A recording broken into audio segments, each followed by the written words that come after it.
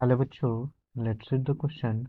The question says that if two balls of given masses and charges are released, which of the following is incorrect arrangement in equilibrium?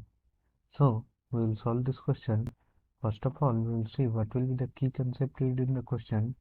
The key concept used in the question will be अगर दो balls हैं जिनका मास अलग अलग है, जैसे इसका मास अगर हम m1 ले लें, अनदर बॉल है जिसका मास है, और ये दोनों बॉल्स वर्टिकल के साथ एंगल थीटा 1 और एंगल थीटा 2 बनाते हैं, ये दोनों स्ट्रिंग। ठीक है, इस पे चार्ज Q1 है और इस पे Q2 है। ठीक है, तो अब हम इसका फोर्स एक्टिंग देखेंगे दोनों बॉल्स पे। तो इस बॉल पे इधर लगेगा Fe और इस बॉल पे भी इधर Fe ही लगेगा। फोर्स सेम होगा, इलेक्ट्रोस्टैटिक फोर्स, बिकॉज ये आर डिस्टेंस सेम है। तो Fe कितना होगा? Fe will be equal to K Q1 Q2 by R square. ये दोनों बॉल पे सेम होगा। नाउ ये इधर लगेगा M1G M2G। अब हम देखेंगे, अगर मास ज़्यादा होगा तो M1, अगर मास M1 ज़्यादा है तो M1G ज़्यादा होगा। नाउ Fe तो सेम है, तो ये जो बॉल होगा ये थोड़ा नीचे की तरफ आएगा। तो ये बॉल जब नीचे की तरफ आएगा तो थीटा 1 कम होगा। सो हम इसी केस पे हम ये ऑप्शंस को चेक करेंगे।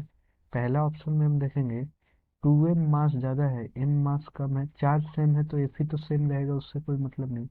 2m मास ज़्यादा है तो ये एंगल जो थीटा 1 होना चाहिए ये कम होना चाहिए। तो ये ऑप्शन गलत है।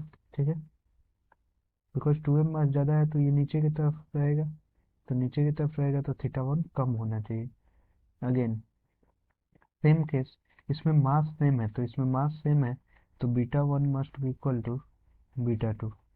ठीक है, क्योंकि इलेक्ट्रोस्टैटिक फोर्स तो दोनों पे सेम लगेगा। ठीक है, इलेक्ट्रोस्टैटिक फोर्स तो सेम रहेगा।